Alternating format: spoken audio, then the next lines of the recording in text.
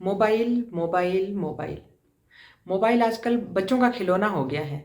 कभी बच्चों को बहलाने के लिए तो कभी उनके जिद के कारण पेरेंट्स उन्हें अपना मोबाइल थमा देते हैं। मगर क्या आप जानते हैं कि स्मार्टफोन आपके बच्चों के दिमाग को कमज़ोर बना सकता है? स्मार्टफोन के ज़्यादा इस्तेमाल से बच्चों के मस्तिष्क पर क्या असर होता है? यदि आप भी इस परेशानी से गुजर रहे हैं, ये वीडियो आपके लिए है।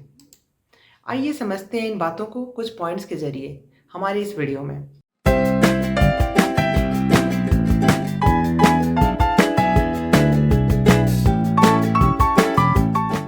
तो पॉइंट नंबर 1 जो कि बहुत ज़रूरी है, बिहेवियरल चेंजेस।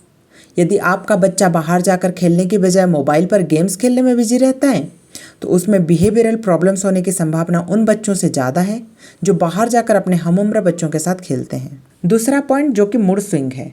आजकल ज़्यादातर बच्चों को मूड स्विंग की समस्या रहती है। ये पल भर में खुश तो दूसरे ही पल चिड़चिड़े व मायूस हो जाते हैं। दरअसल मूड स्विंग का एक बहुत बड़ा कारण मोबाइल का अधिक इस्तेमाल है। जो बच्चे स्मार्टफोन पर हमेशा अलग अलग तरह के एप्लीकेशन ट्राई करने में बिजी रहते हैं, उन्हें इस तरह की समस्या ज़्यादा होती है। तीसरा पॉइंट जो सबसे इम्पॉर्टेंट है, ब्लू रेडिएशन का नुकसान। इसको हम बच्चों में लॉस ऑफ मेमोरी भी समझ सकते हैं। इस तरह की रेडिएशन न सिर्फ आँखों के लिए हानिकारक होती है बल्कि मस्तिष्क की कोशिकाओं को भी प्रभावित करती है।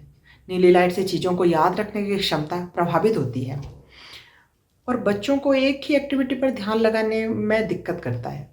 जब रात को कोई फ़ोन इस्तेमाल करता है तो ये दिमाग को यह विश्वास दिलाने लगता है कि दिन का समय हो रहा है।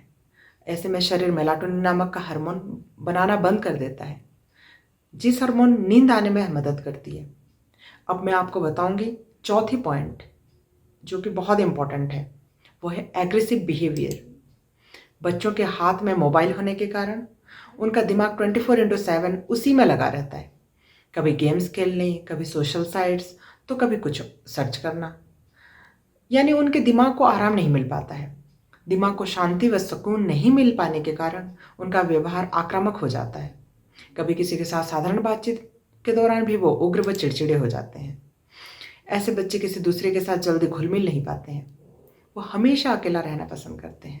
Fifth point is learning disability. High tech technology और इसकी इजी अवेलेबिलिटी के कारण बच्चों के पढ़ने का तरीका भी बदल गया है।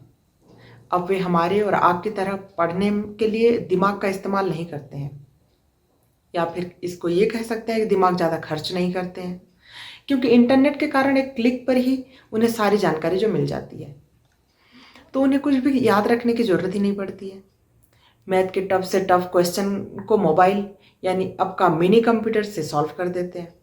अब उन्हें रफ पेपर पर कैलकुलेशन करने की ज़रूरत नहीं पड़ती। पर इसका रिजल्ट ये हो रहा है कि बच्चे नॉर्मल तरीके से पढ़ना भूल गए हैं। साधारण से कैलकुलेशन को भी वो बिना कैलकुलेटर से सॉल्व नहीं कर पाते हैं। And the sixth point is ध्यान केंद्रित यानी कंसंट्रेशन नहीं कर पाना। लगातार हानिकारक रेडिएशन के संपर्क में रहने के कारण दिमाग को कई तरह की समस्याओं से जूझना पड़ता है। बच्चों के दिमाग में हमेशा मोबाइल ही घूमता रहता है, जैसे उस गेम में नेक्स्ट लेवल पर तक कैसे पहुंचा जाए, यदि सोशल साइट्स पर है तो नया क्या अपडेट है, ऐसे ऐसी चीज़ें।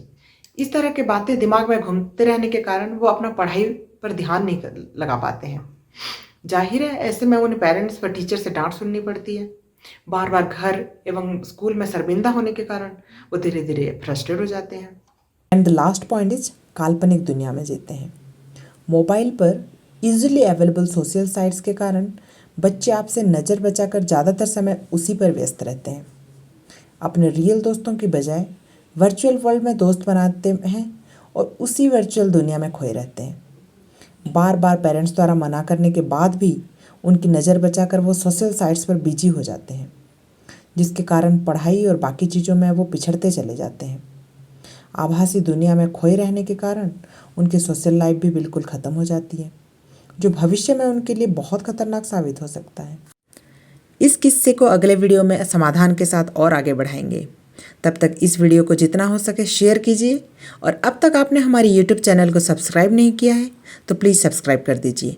अगले वीडियो में आपसे फिर होगी मुलाकात। नमस्कार।